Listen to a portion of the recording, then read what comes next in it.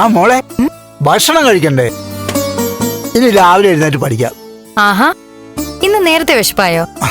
അല്ലെങ്കിൽ വേണ്ട, ദേവിക മോളെ കാണണം. എന്തൊക്കെയായിരുന്നു പുകില്? ഇന്ന് രുചിയോടെയും സന്തോഷത്തോടെയും കുറച്ച് ഭക്ഷണം കഴിക്കണം. ദേവികയുടെ ശബ്ദം കേട്ടതോടെ നമുക്ക് മാത്രമല്ല, ഈ വീടിന് തന്നെ ഉണർവ് വന്നു. നന്ദൻ വന്ന് ദേവിയെ കണ്ടുവെന്നും സംസാരിച്ചു എന്നൊക്കെ പറയുമ്പോഴും അത് നമ്മളെ സമാധാനിപ്പിക്കാൻ പറയുന്നതാണോ എന്നൊരു സംശയം ഉണ്ടായിരുന്നു. ആ സംശയമൊക്കെ നീങ്ങി. ചേച്ചിയോട് വർത്താനം പറഞ്ഞു കഴിഞ്ഞപ്പോ ചേച്ചിയെ പെട്ടെന്നൊന്ന് കണ്ടാ കൊള്ളാന്ന് തോന്നുന്നു, അല്ലേ അമ്മേ? ആ, എവിടെയുണ്ടെന്നറിഞ്ഞല്ലോ, പകുതി സമാധാനായി.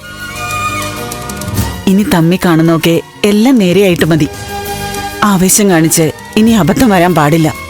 പാവം നന്ദൻ, ദേവികയെ രക്ഷിക്കാൻ വേണ്ടി അവൻ എന്തുമാത്രം ബുദ്ധിമുട്ടുന്നുണ്ട്. ഏതൊക്കെയോ സാഹചര്യങ്ങളില് നമ്മൾ കാര്യങ്ങൾ ശരിക്കറിയാതെ നന്ദനെ തെറ്റിദ്ധരിച്ചിട്ടുണ്ട്. ഇപ്പോഴാ നന്ദന്റെ മഹത്വം മനസ്സിലായത്. നമുക്ക് സന്തോഷമുള്ള ഒരു ജീവിതം വൈകാതെ തിരിച്ചു കിട്ടും. തീർച്ചയായും രാധികേ, അപകടങ്ങളിൽ നിന്നും ദൈവം നമ്മളെ രക്ഷിച്ചുകൊണ്ട് പോകുന്നത് പൂർണ്ണ സന്തോഷം തരാൻ വേണ്ടിയാണ്. എന്ന് വാ, കഴിക്കാം. ആ,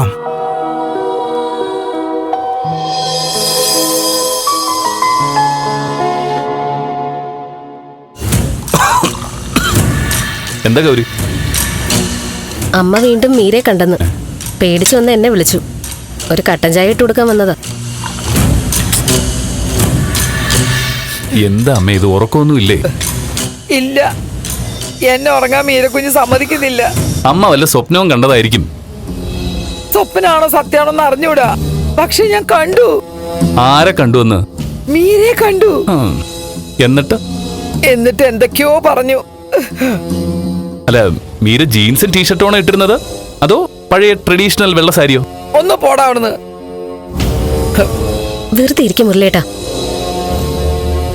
അമ്മേ, എന്നിട്ട് മീര എന്താ പറഞ്ഞേ?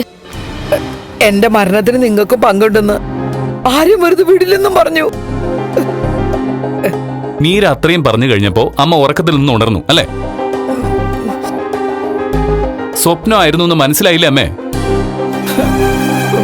അമ്മ വെറുതെ പറഞ്ഞ് കാര്യങ്ങൾ വഷളാക്കും. അമ്മ പോയി കിടന്ന് ഉറങ്ങാൻ നോക്കിയേ. ഒരു മീര. മുരളി, കാര്യം സ്വപ്നൊക്കെ തന്നെയാ ഞാൻ കണ്ടത്. പക്ഷെ സ്വപ്നത്തിൽ ഇങ്ങനെയൊക്കെ തോന്നിപ്പിക്കണമെങ്കിൽ മീരയുടെ സാന്നിധ്യം ഈ വീട്ടിലുണ്ട്. അന്ന് മീരക്കുഞ്ഞ് ഇവിടെ വന്നപ്പോ ദേഷ്യപ്പെട്ടില്ലേ? അതിന്റെ ഒരു പക മീരക്കുഞ്ഞിന് കാണും. എന്നാ അമ്മ ഒരു കാര്യം ചെയ്യും, ഇനി മീര വരുമ്പോ പറഞ്ഞാ മതി വഴക്കുണ്ടാക്കിയത് ഗൗരിയും മുരളിയാണെന്ന്. ഞങ്ങളോട് ചോദിക്കാൻ, ഞാൻ പറഞ്ഞോളാം ബാക്കി. ഞാൻ കിടക്കാൻ പോവാ, രാവിലെ എനിക്ക് ഓട്ടോ ഉള്ളത്. അമ്മയും മരുമോളും കൂടി പ്രേതകഥയും പറഞ്ഞുകൊണ്ട് ഇവിടെ ഇരിക്കും.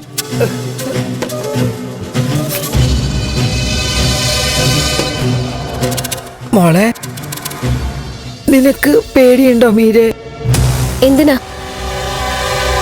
മരണപ്പെട്ടു കഴിഞ്ഞാ സത്യം സത്യമായിട്ടല്ലേ മനസ്സിലാക്കുന്നത്. അപ്പൊ മീരയ്ക്ക് നമ്മളോട് ദേഷ്യം വരില്ലല്ലോ. ആണോ? ഈ ചായ എടുത്ത് കുടിച്ചിട്ടേ അമ്മ വന്നേ, നമുക്ക് കിടക്കാം. അവളെന്നോട് ദേഷ്യത്തിലാ മോളെ സംസാരിച്ചത്. ഒന്ന് മിണ്ടായിരിക്കമ്മേ.